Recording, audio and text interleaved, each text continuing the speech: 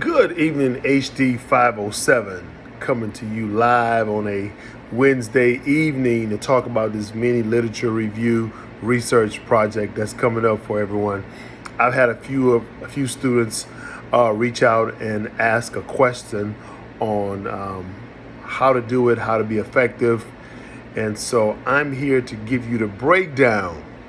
And if you don't understand something or if it's not clear to you, just text me, email me, and we can talk about it in more depth. But I'm going to try to go in depth as much as I possibly can, just so you all can understand exactly, what it is and what we're trying to do here with the mini literature review research. It's not as difficult as you may think it is. Case in point, I had one of your fellow students reach out to me about trauma for immigrants, just trying to get an idea. And I'll come back to this in a second. But if you look at what is asking for, and then when I come back to it, I'll kind of break it down for you. So you will identify a topic in the arena of lifespan transformations and or transitions and create a miniature literature review on the topic. In addition to the topic you choose, you must incorporate an aspect of culture and developmental stage into the exploration. Examples of topics include, but are not limited to, divorce among poor adults, death and grieving among wealthy Latino adults, educational attainment among deaf and blind, self-esteem among incarcerated men 18 to 25, college completion among LGBTQ, rates of autism among Asian American toddlers. And it says a literature review is an assessment of a body of research that addresses a research question. The purpose is to identify what is already known about the topic you are researching. Meaning, you should know a little something about it. So if you do know a little something about it, it actually helps. So fast forwarding or rewinding back to my initial statement about one of your fellow students, trauma in children that are immigrants. And what I explained to that person was this: you should take it in three parts.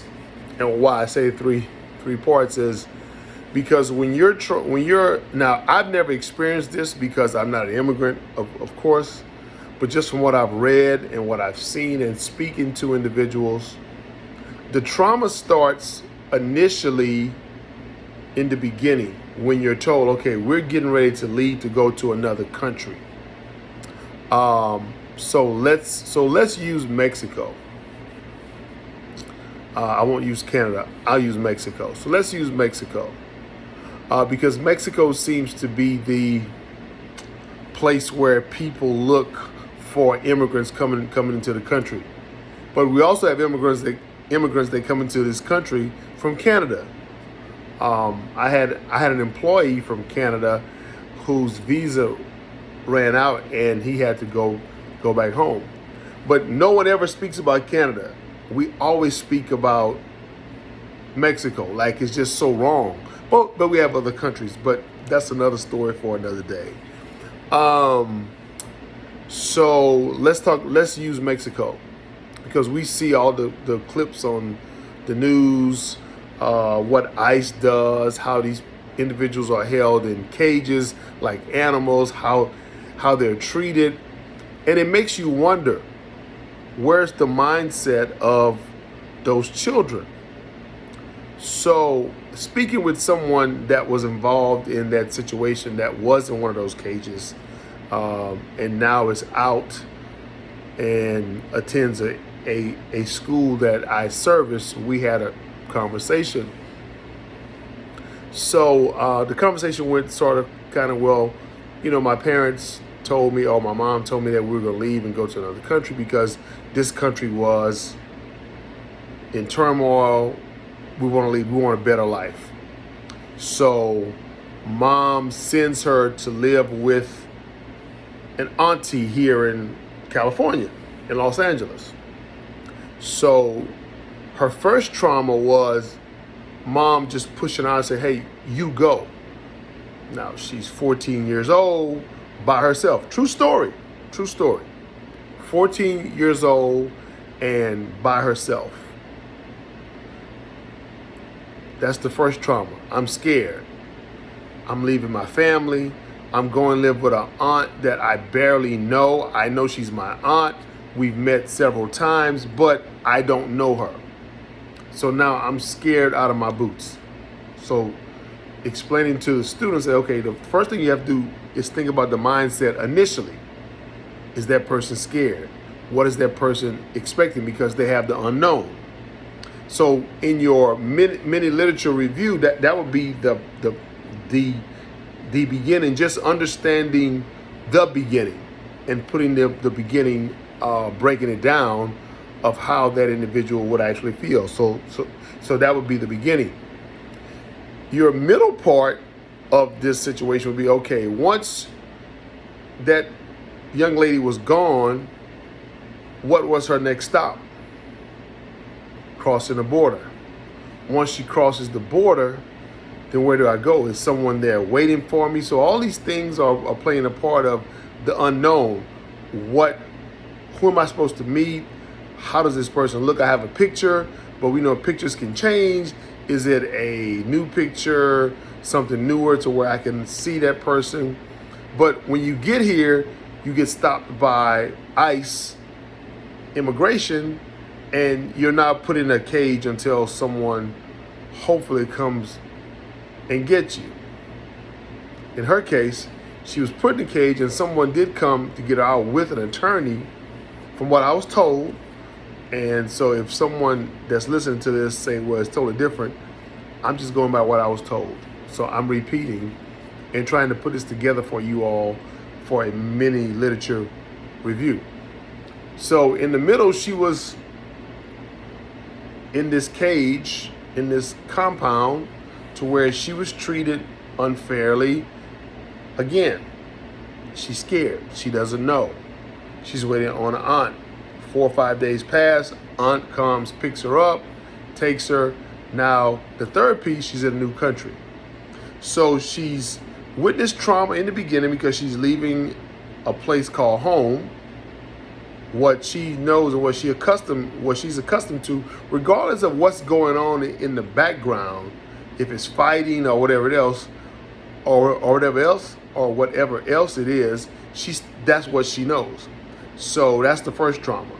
The second trauma is being in a cage and being treated unfairly and not knowing if someone is coming to get you, but you don't know when. So how long am I going to be there?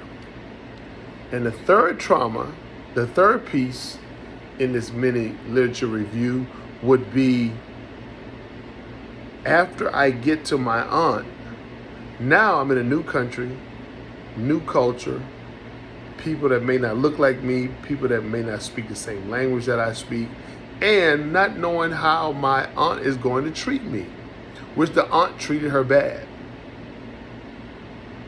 So when writing this research project, just break it down into 3 parts. And it'll be easy if you break it down like kind of sort of the beginning, the body, and the ending. But in this piece with the trauma, you can get to the meat of it. So when it's asking, say, divorce among poor older adults, you might have to research back if it's one family that you're talking about. Okay, did they start out poor? Or were they a middle-class family that was not smart enough in savings and 401ks, maybe had to use it for whatever, and then when it's time to retire, they lose their money and they become disgruntled with with each other, and they end up divorcing. What caused that divorce? Was it because they were once, not say wealthy, but had money, then it went away, and then they split? Makes you wonder, makes you think. So when writing a mini literature review, it's about taking a topic and breaking it down more than what you already see or what you've already read. And when you're looking through journals, as you review the journal articles, texts, and manuals you select on a particular topic of interest, please consider the following. How are the sources similar in terms of methods, philosophies, claims, reliability? How do they differ? Are there gaps in research that require further study? Are there particular issues or problems that stand out? And when you think about this, it's almost like you could dissect one topic, divorce among poor older adults, and go really deep if you really look beyond the trees that are in front of you and the forest behind it. Educational attainment among deaf and blind. That's another example. Just think about if you know anybody that has a disability that you may have gone to school with, or that you may know, or that may be a family member, and that struggle early on with education, how they were separated, put in different classes. Think about what they're thinking about, because they're kind of sort of told, hey, you will never be what this next person is because of your disability. If you all get a chance, look up Rodney Peete, RODNEYPETTE. Rodney Peete played quarterback for USC Trojans and also played in the NFL. But his son has autism. His son was born with autism. His name is R.J. Peete. If you Google that young man, and they were told that he would never be normal and do normal things. I won't tell you anymore. I just want you to research R.J. Peete and see what R.J. Peete is doing today and how he has defied the odds of what a doctor told his family and him because of his autism and being on the spectrum. So hopefully this helps you with your mini literature project, which is due on the 8th. And just also know that most reviews are basic. It's an introduction, body, conclusion, as I said earlier. Just kind of give an introduction, a body, and then a conclusion of how it is. That's how you want to structure it. If it's part, even though this is not part of a larger paper, but it could be moving on to another subject, another class, you could take this miniature literature review and make it into something even broader and bigger with just more research. And of course, a few more sentences that would make it even a bigger research paper. But just remember that you're going to focus most of your attention on this literature review on the body, the middle of it. So just know that. Hopefully this helps with your review. If you don't understand something, please reach out, let me know, and I'll be more than happy to answer any questions. So you have a great evening. I hope you look at this tonight, if not first thing in the morning, to help you with your paper. Have a wonderful evening. I'll talk with everyone soon.